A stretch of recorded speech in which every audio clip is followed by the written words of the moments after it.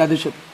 সেটা হচ্ছে আমরা তখন দেখতাম যে বিএনপি 31 দফা দেয়, 28 দফা দেয়, এটা দফা দেয়, কিন্তু কোথাও সমাজ নিয়ে কথা নেই। সবাই রাষ্ট্র নিয়ে ব্যস্ত। রাষ্ট্র কি এমনি তৈরি হয়ে যায় বায়বীয় জিনিস? সমাজের ভিতর দিয়ে তো রাষ্ট্রটা গড়ে উঠবে। এখন আপনি সোশ্যাল পেসিজম রাইখা কেমনে আপনি রাষ্ট্রীয় পেসিজম দূর করবেন? সোসাইটির ভিতরে যে পেসিজমের যে বিভিন্ন প্রবণতা, সেটা ধর্মীয় জায়গা থেকে হইতে পারে, এটা বিভিন্ন চেতনাগত জায়গা থেকে হইতে পারে, এটা ঐতিহাসিক বিভিন্ন স্মৃতির কারণে হইতে পারে।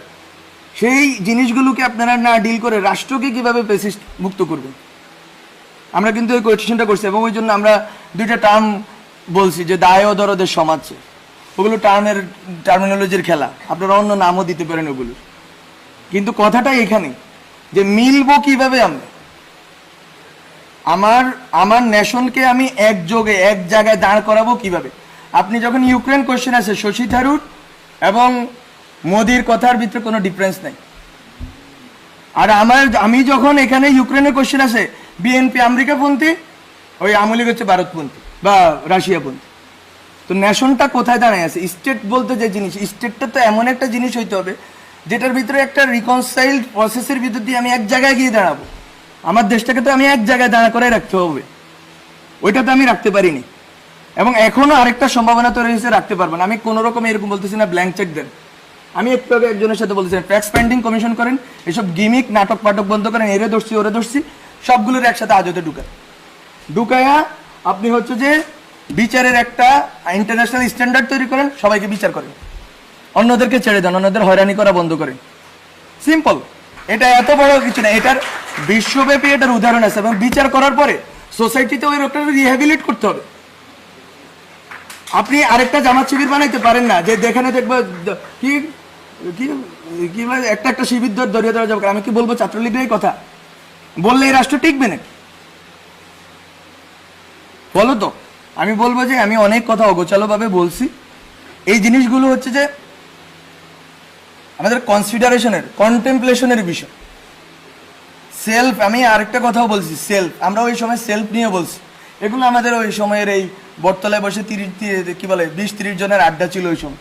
ওখানে বলছি লাইফ স্টাইল যদি চেঞ্জ না করেন একেবারে নিচের জায়গাতে, তাহলেও তো আপনি ফেসিবাদে দাঁড়াইতে পারবেন।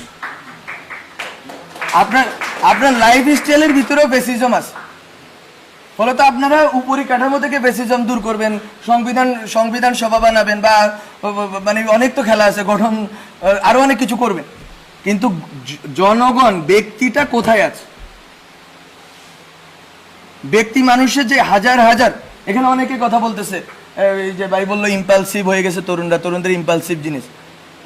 আরেকটা কথাও আছে এটার পিঠে, যে তরুণরা তো ট্রমাটাইজড হয়েছে। ঢাকা শহরের লাখ লাখ, ঢাকা শহরের না, মফস্বল বিভিন্ন এলাকার তরুণরা ট্রমাটাইজড হয়েছে। আপনি তাদের ট্রমা কিভাবে ডিল করবেন? এই মানসিক স্বাস্থ্যের সমস্যা আপনি কিভাবে ডিল করবেন এই নতুন রাষ্ট্র? বলে তো অনেক কোশ্চেন আছে, কিন্তু এই যে ব্যক্তি পর্যন্ত তো পৌঁছাইতে হবে। ব্যক্তি সমাজকে আমি পরিগঠন করলে আমি রাষ্ট্রকে এদিক ওদিক করতে পারবো, কিন্তু রাষ্ট্র আবার আমি সার্বভৌম করবো কিনা ওই তর্কেও আমাকে থাকতে হবে। রাষ্ট্রকে আমি আবার সার্বভৌম করে ফেলবো কিনা। বলে তো অনেক অগোছালো কথা বলে ফেলছি, ক্ষমা করবেন, আমি অনেক ছোট মানুষ। তো এতটুকুই কথা। আপনাদের সাথে আরো কথা হবে, কিন্তু আমি বলে রাখলাম যে আন্দোলনের ভিতর, গভর্নমেন্টের ভিতর এবং সামাজিক বা রাজনৈতিক পরিসরের ভিতর অনেকগুলো তর্ক আছে যেটা আসলে খাপ খায় না। এই খাপ খাওয়ার জায়গাটা তৈরি করতে হবে যাতে আমরা সেম পেজে থাকি, এবং বাংলাদেশ রাষ্ট্র নিয়ে আমাদের যে স্বপ্নটা আছে, স্বপ্নটা একটু বড় করে দেখতে হবে।